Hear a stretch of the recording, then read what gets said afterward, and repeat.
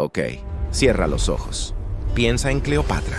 ¿Qué ves? Ves a Elizabeth Taylor con ese delineador de ojos perfecto. Ves a una mujer exótica, bañándose en leche de burra, descansando lánguidamente en una barcaza dorada mientras abanicos de plumas la rodean. Ves a la seductora definitiva, la femme fatale que, según nos han contado, usó su belleza como un arma de destrucción masiva. La mujer que se enrolló en una alfombra para seducir a Julio César y que luego hundió sus garras en Marco Antonio, llevando a la República Romana al caos y a la guerra civil. Ves el áspid, la serpiente, la muerte trágica, poética y extrañamente sexualizada.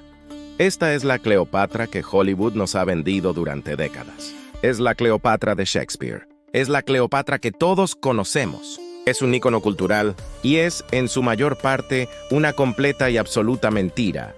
Es una farsa. Es una cortina de humo brillante, sí, pero es una cortina de humo al fin y al cabo.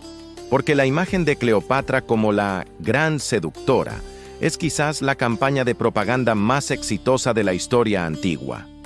Una calumnia de 2000 años que funcionó tan bien que la seguimos creyendo hoy. La verdad es mucho más complicada y, francamente, mucho más impresionante. La verdadera Cleopatra no era una femme fatale, era una CEO, era la directora ejecutiva de una corporación multinacional en quiebra llamada Egipto. Era una política despiadada, una administradora genial, una comandante naval competente, una autora publicada y una brillante lingüista que, según se dice, hablaba al menos 9 idiomas. Era la única de su dinastía en 300 años que se molestó en aprender el idioma de la gente que gobernaba. Su historia no es sobre sexo, es sobre política. Es sobre una reina que intentaba desesperadamente salvar a su reino, una potencia en decadencia, de ser devorado por la superpotencia más grande que el mundo jamás había visto, Roma. Pero Hollywood prefiere la historia de sexo. Es mucho más fácil de vender que una lección de macroeconomía ptolemaica y diplomacia en tiempos de guerra. Hoy, en este expediente histórico, vamos a destrozar esa imagen. Vamos a separar a la CEO de la caricatura. Y vamos a descubrir por qué la historia que te contaron es exactamente la mentira que sus enemigos querían que creyeras. Entonces, analicemos esta gran mentira. La historia que todos conocemos. La versión de Hollywood. ¿Cómo funciona esta narrativa? Todo comienza con el truco más famoso de la historia. La alfombra. Aquí está la escena. Julio César, el hombre más poderoso del mundo, acaba de llegar a Alejandría.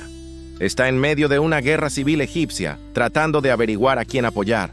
Cleopatra, que está exiliada y huyendo de su hermano, que la quiere muerta, necesita desesperadamente una audiencia con él.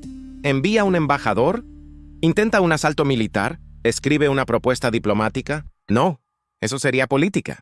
Y la gran mentira dice que Cleopatra no hace política. Ella hace seducción, así que la historia cuenta que Cleopatra convence a un sirviente para que la enrolle en una alfombra. Algunas versiones dicen que era un saco de ropa, pero la alfombra es mucho más cinematográfica y dramática. Este sirviente la pasa de contrabando a través de las líneas enemigas, entra a los aposentos privados de César y la desenrolla a sus pies. Y ¡puf! Ahí está ella, supuestamente deslumbrante, audaz y lista. Y César, este general curtido en batalla, este genio político que acaba de conquistar la Galia, supuestamente se queda tan impresionado por su audacia, y seamos realistas, la historia implica que por su belleza, que olvida instantáneamente toda la geopolítica. Su cerebro se detiene. Ha sido seducido. El primer acto de la mentira. Cleopatra no ganó su audiencia con astucia política. La ganó con un truco de salón y atractivo sexual. Luego, avancemos rápido. César es asesinado. Roma está en caos. Y entra el siguiente pez gordo. Marco Antonio. ¿Cómo lo maneja Cleopatra esta vez? Bueno, si César recibió el truco de la alfombra, Antonio recibe la producción teatral completa. Esta es la famosa escena de la barcaza en Tarso. Plutarco, que escribió esto décadas después, basándose en rumores, nos pinta la imagen. Cleopatra llega en una barcaza dorada con velas púrpuras y remos de plata que se mueven al son de la música. Ella está vestida como la diosa Venus, Afrodita. Sus sirvientes son pequeños cupidos, y el aire mismo está perfumado con exóticos inciensos. Y Antonio, este soldado rudo, el cogobernante de Roma, supuestamente toma una bocanada de ese aire perfumado y se derrite. Se olvida de su esposa en Roma, se olvida de sus deberes militares, su cerebro se apaga. Ha sido embrujado por esta hechicera oriental. El segundo acto de la mentira. Cleopatra no formó una alianza estratégica crucial para asegurar la supervivencia de Egipto. Simplemente drogó a Antonio con perfume y espectáculo. Y finalmente, el gran final, las serpientes. Después de perder la guerra contra Octavio, Antonio está muerto. Cleopatra está atrapada. ¿Cómo muere la femme fatale? ¿Con veneno como un noble romano? ¿O con una espada? No, eso es demasiado aburrido. Tiene que ser exótico, tiene que ser teatral, tiene que ser... El áspid, la historia que nos cuentan, es que le traen una serpiente, un áspid, escondida en una cesta de higos. Y en su último acto, desafiante y extrañamente erotizado, ella toma la serpiente y la presiona contra su pecho, muriendo instantáneamente. Alfombras, barcazas perfumadas y serpientes. Esa es la historia que te contaron. Es una historia fantástica. Es dramática, es sexy, y es, casi en su totalidad, la brillante propaganda de sus enemigos. Muy bien. Ya hemos visto la versión de Hollywood. La alfombra, la barcaza perfumada, la serpiente. Es una historia fantástica. Es dramática. Y es exactamente la historia que Octavio, su enemigo mortal, quería que creyeras. Ahora, demos el giro. Hablemos de la verdad. La verdad, como casi siempre, es mucho menos sexy y muchísimo más complicada. Porque la Cleopatra real no estaba jugando a ser una femme fatale. Estaba jugando una partida de ajedrez geopolítico al nivel más alto imaginable. Estaba jugando a salvar a su país. Primero, olvidemos por un momento su belleza. Honestamente no tenemos ni idea de cómo era. Las monedas que tenemos de ella, digamos que no son Elizabeth Taylor. Muestran una nariz fuerte, un mentón pronunciado. Era una Ptolomea, producto de casi 300 años de incesto dinástico. Es muy probable que no fuera hermosa en el sentido de Hollywood. Era magnética. Su arma principal no era su cara, era su cerebro. Y vaya cerebro. Aquí está el hecho número 1 que la propaganda romana convenientemente olvida. Cleopatra era un genio lingüístico. Plutarco, el mismo tipo que nos dio la historia de la barcaza, admite que ella hablaba al menos 9 idiomas. 9. ¿Y saben cuántos idiomas hablaban sus ancestros? Los ptolomeos que gobernaron Egipto antes que ella. 1. Griego. Gobernaron Egipto durante 300 años y ninguno de ellos, ni su padre ni su abuelo, se molestó jamás en aprender el idioma de la gente a la que estaban gobernando. Cleopatra fue la primera y la única de toda su dinastía en aprender egipcio. Podía hablar con los sacerdotes, entendía a su pueblo. También hablaba parto, hebreo, etíope. Podía negociar directamente con casi todos los embajadores de Oriente Medio sin necesidad de un traductor. Ahora, con esa información, regresemos a la escena de la alfombra. Imaginen a Julio César, un genio militar, sí, pero un romano que solo habla latín y griego.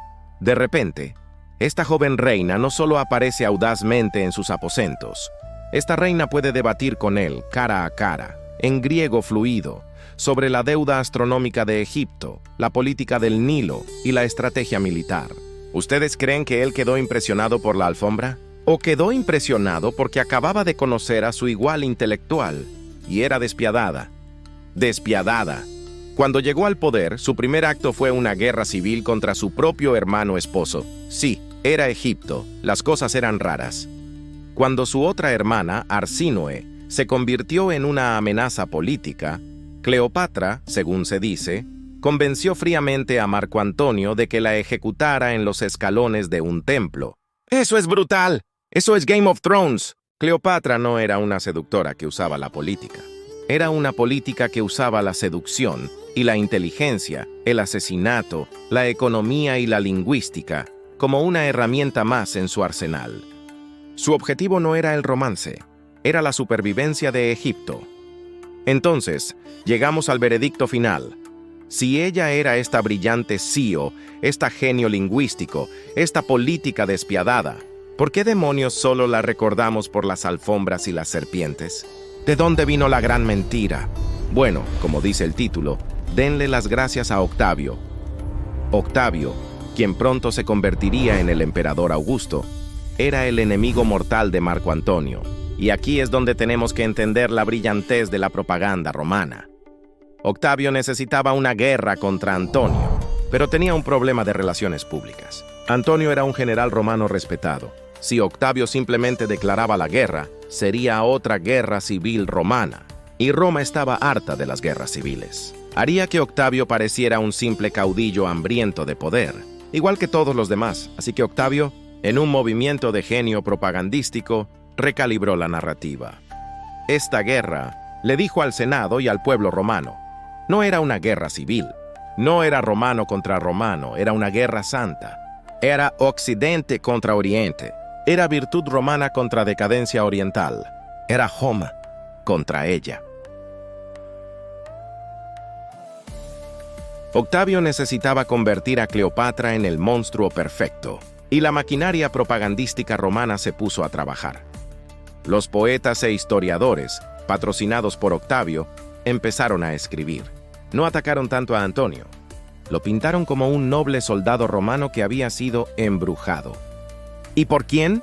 Por esta reina extranjera, esta hechicera egipcia, esta puta de los reyes, como la llamaban, que usaba el sexo como magia negra, que se bañaba en lujo decadente y que, según ellos, tenía el plan secreto de marchar sobre Roma y convertirla en su capital.